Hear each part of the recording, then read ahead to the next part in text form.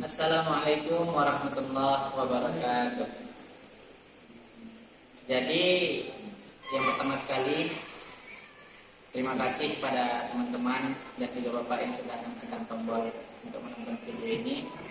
Pada video kali ini saya ingin menjelaskan mengenai metode-metode dalam menyampaikan materi pendidikan agama Islam. Jadi pada video kali ini saya menggunakan metode picture and picture dalam menyampaikan mata pelajaran fikih pada bab tata cara sholat. Jadi ada beberapa faktor yang menyebabkan beberapa peserta didik yang lumayan lambat dalam menerima materi yang kita sampaikan. Itu mungkin disebabkan oleh metode yang kita gunakan kurang efektif untuk mentransfer atau memberikan ilmu tersebut kepada peserta didik.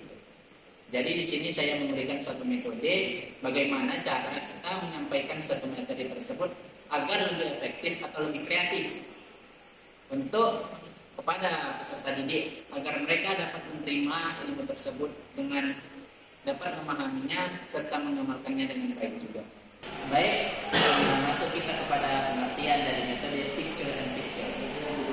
Pengertian dari metode picture and picture adalah sebuah metode pembelajaran yang menggunakan gambar untuk menyampaikan sebuah materi ataupun pembelajaran atau sebuah ilmu dengan menggunakan gambar yang diuraikan secara logis. Jadi, gambar adalah salah satu kunci berjalannya metode ini. Tanpa adanya gambar, kita tidak bisa menjalankan metode ini dengan baik. Karena dari namanya juga kita sudah tahu picture and picture, yakni menampilkan gambar dan gambar kepada peserta didik agar mereka dapat memahami ilmu yang kita sampaikan. Selanjutnya kita masuk kepada langkah-langkah. Jadi yang pertama sekali itu kita sebagai pendidik harus siap bagaimana cara kita untuk menjalankan metode ini. Maknanya kita tidak keberatan atau kita memahami bagaimana caranya menjalankan metode ini agar menjadi metode yang efektif bagi para peserta didik. Yang kedua, kita mempersiapkan gambar-gambar yang ingin kita sampaikan atau gambar-gambar yang mengenai materi-materi pembelajaran yang kita ambil. Selanjutnya, guru menyampaikan terlebih dahulu mengenai materi yang ingin disampaikan berupa pengertian ataupun ruang lingkup lainnya. Selanjutnya, setelah itu guru menunjuk peserta didik untuk maju satu persatu agar mereka mengambil alih untuk menyusun atau mengurutkan gambar-gambar yang sudah dijelaskan oleh guru tersebut.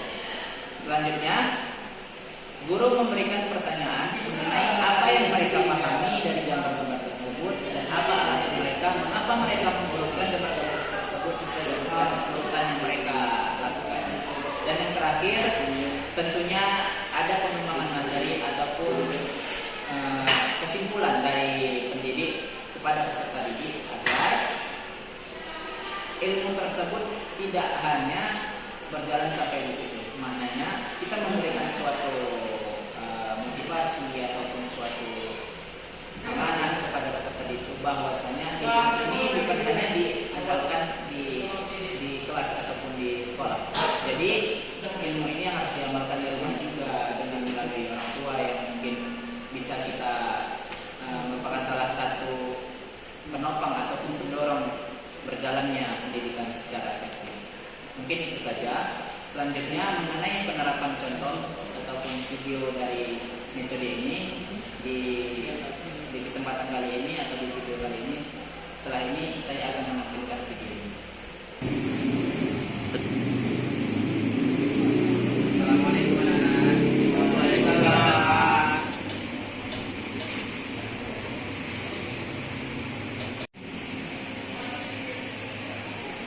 Baik, gimana kabarnya?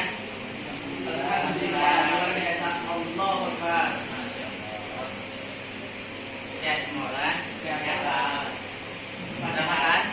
Alhamdulillah.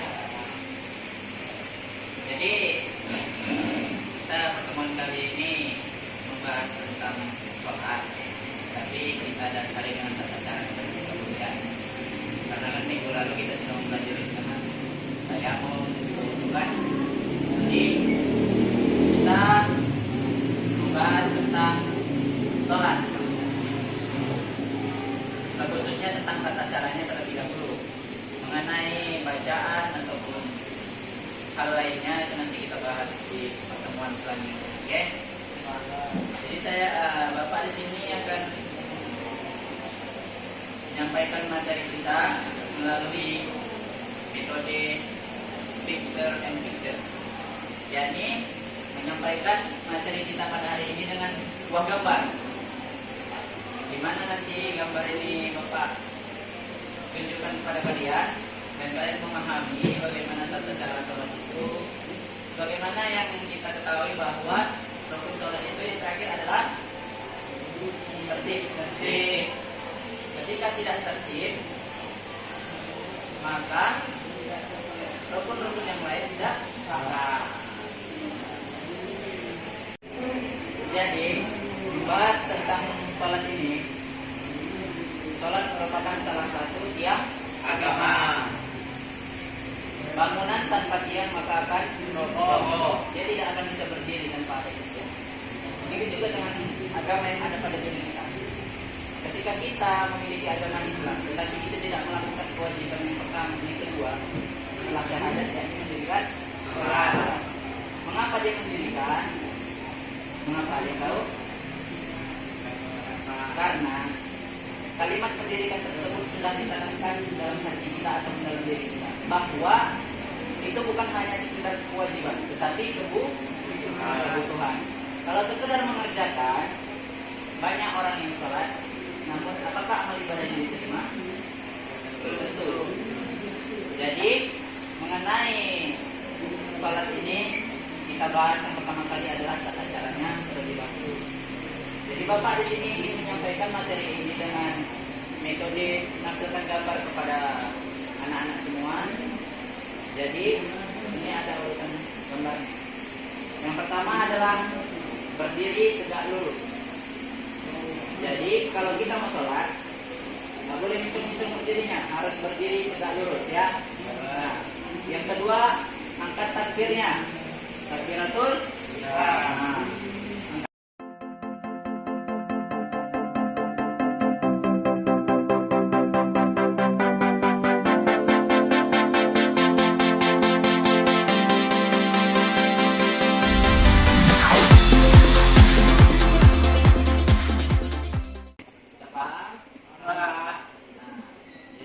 Bapak mau dari anak-anak Bapak bisa mengurutkan gambar ini dengan cara Bapak panggil satu persatu, ya. Kemudian ia mengurutkan kembali gambar yang Bapak tunjukkan tadi. Bagaimana ditanyakan? Bapak, nah, jadi di Bapak suruh panggil satu-satu, kita harus benar ya. Yang benar. Jadi yang Bapak kasih hadiah itu di belakang. Bapak mau nanti salah satu di antara kalian maju mengurutkan sesuai urutan yang tadi. Oke? Bapak panggil selanjutnya, maju ke depan satu-satu. Nah ini Bapak panggil terlebih dahulu tanpa ada paksaan. Bapak, siapa yang mau? Pak. Insyaallah semua semangat ya. Iya Pak. Nah, oke, kepada Mirul Fajri bisa.